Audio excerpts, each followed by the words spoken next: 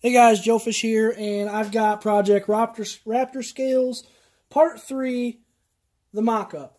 What I'm doing is I'm starting with the cleaver because I figure that's going to be the most of my challenge is getting the cleaver done first.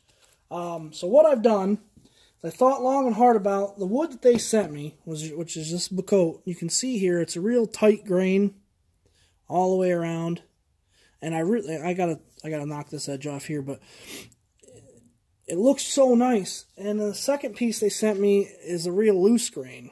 Let me get that to focus. I mean, you can tell the age of the wood here.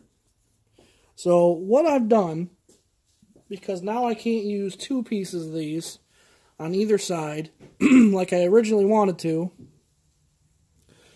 I had to do some drawing, some planning, and some piddling around with it.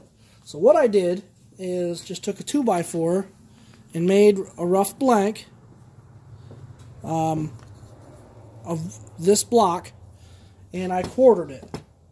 See here, I took it, cut it 4 pieces.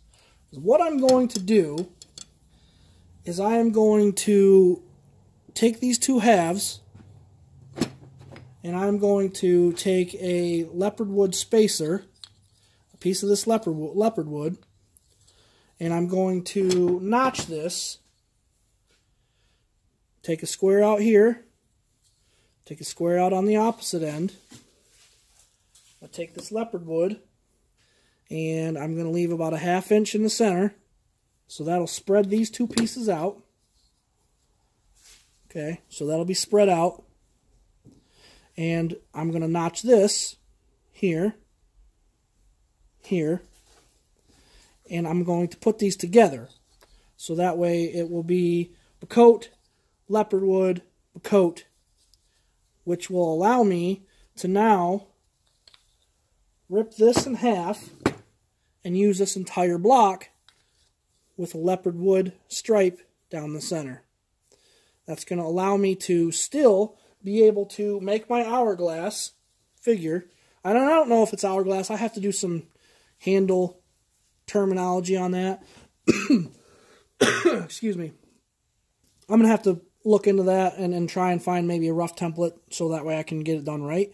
But it's going to allow me to, because the margin of error on this that I have to take this block and just slap it over top of this is thousandths in spaces. So if I make a mistake, I've ruined the whole piece. So by splitting this, putting a spacer in, I'm now going to have a nice overlap on either end of that blade, and that's going to allow me the room and the extra material to work it in, rough it, and then finalize it.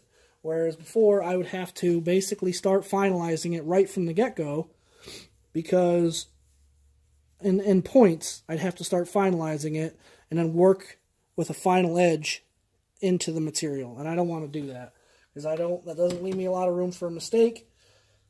And I don't want to have to order wood and wait and prolong the whole period or the whole project a length of time.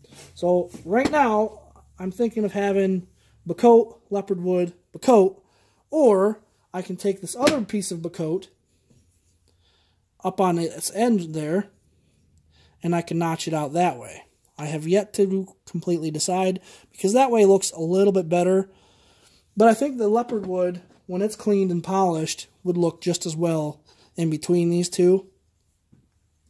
Also, I did have some brass that will loosely fit in this, which is fine, because I mean, I've only got a couple thousandths.